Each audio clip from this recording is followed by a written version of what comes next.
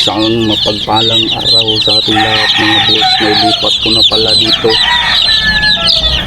sa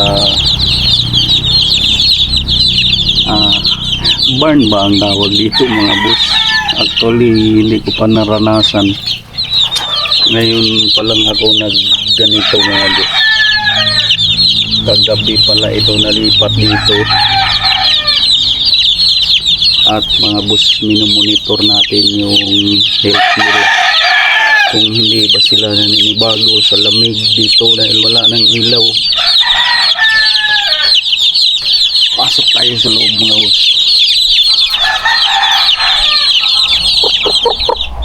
Yan yung kape natin, may upuan dito. Pasok tayo. May dala tayong tubig mga boss, siyempre. Yan sila. Dala tayong tubig.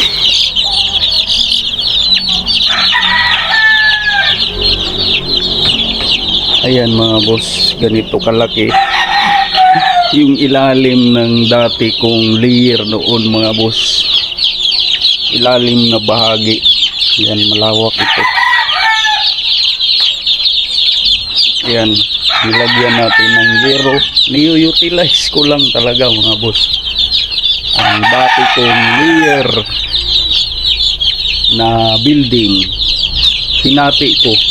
Yan, kahati pa yan dyan mga boss, doon sa dulo. So ito lang muna, itong portion lang muna dito yung gagamitin natin.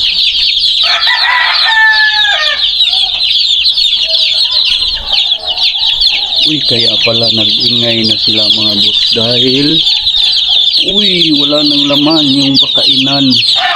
Yan po. Sige, lagyan natin yung pagkain mga boss. At ano muna natin tong camera. Down natin ng konti. Yun yung pakainan mga boss ha.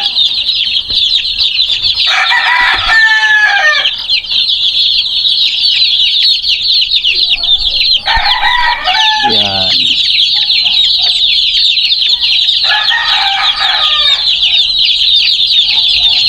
At yung waterer din nila mga boss, kunti na lang din.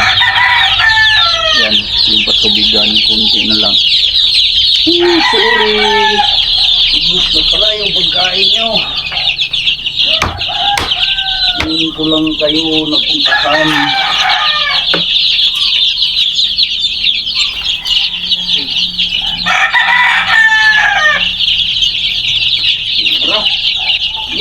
Kain na lang. Naku po. Talagang nagugutom pala sila mga boss. Yan. Gutom na gutom.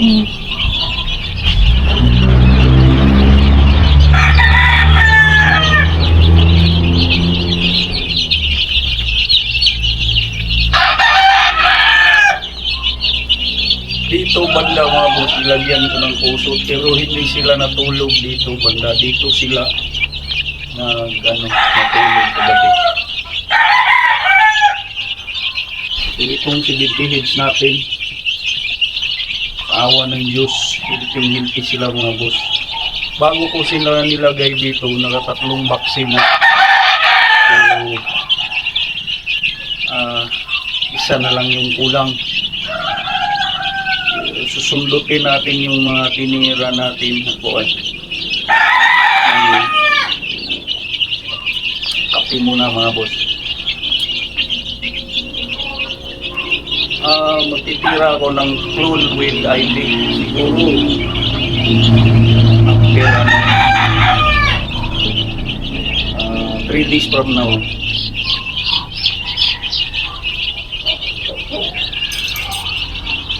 Okay, yung magtaka mga boss na may mga puti ako dito kasi yung mga puti ko sa kuhan nakuha ko sa pag-uulog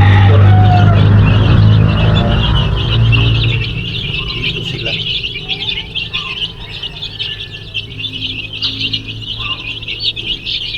nakuha ko kay Wakila.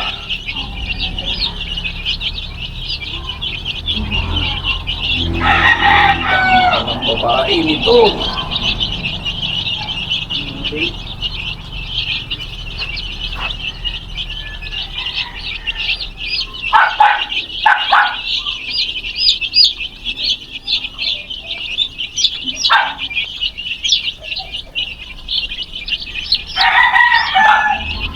Maraming babae mga boss.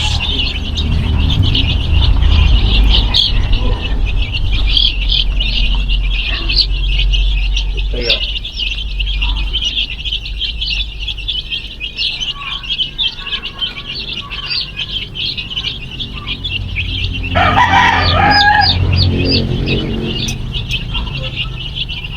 mga boss, kape.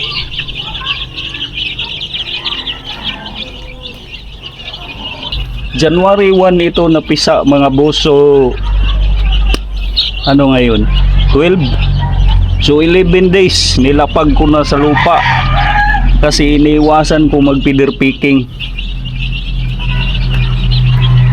Maliit lang kasi ang brooder ko mga boss, kaya hopefully hindi sila mag-feeder picking, kaya inagahan ko ng i-drop sa lupa mga boss. Yan. Ito syempre may timpla na tayo na tubig pangontra sa ano mga boss, antibacterial, pang coccidiosis tsaka pang sipon. So ilagay natin dyan mamaya. Ito pala yung ano, ito yung gita, meron pa ito doon. Ayan, nilagyan ko ng kusot dyan kagabi. Ayan ang lusog-lusog nila mga boss. Talagang ganado silang kumain.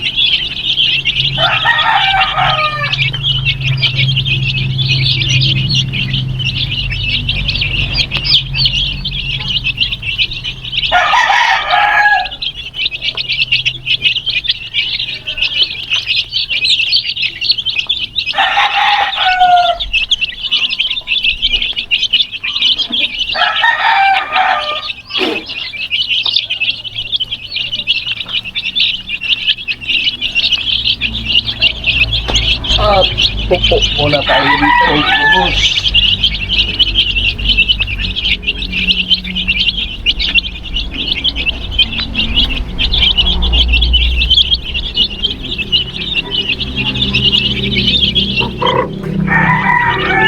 Okay, kumain lang kayo.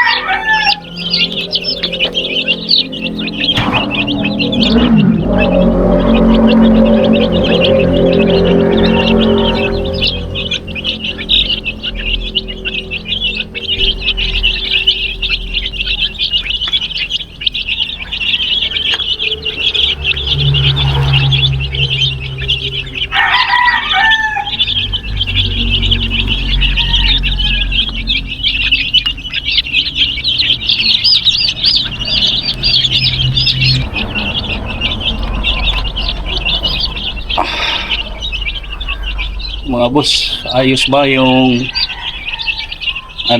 mini barn ko? Dito na sila mga boss.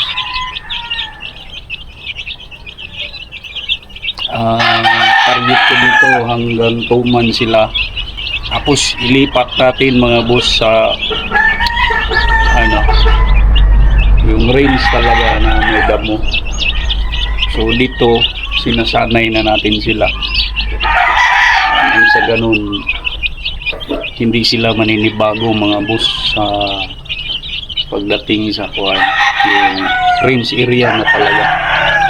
Pipilitin natin na i-range talaga ito at subukan natin na ilaban sila sa isagan.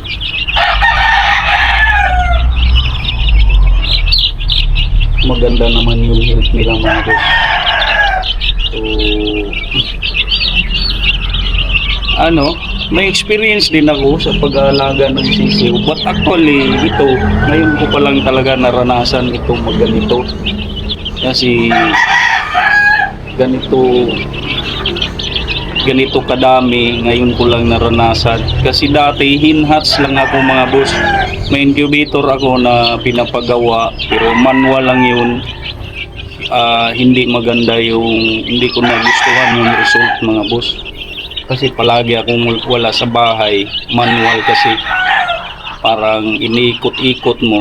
So nag-decide tayo na kumuha ng semi-auto na incubator. Mumurahin lang yun pero ginamit ko yung knowledge ko sa temperature, kung ilan yung dapat at saka sa yung hygrometer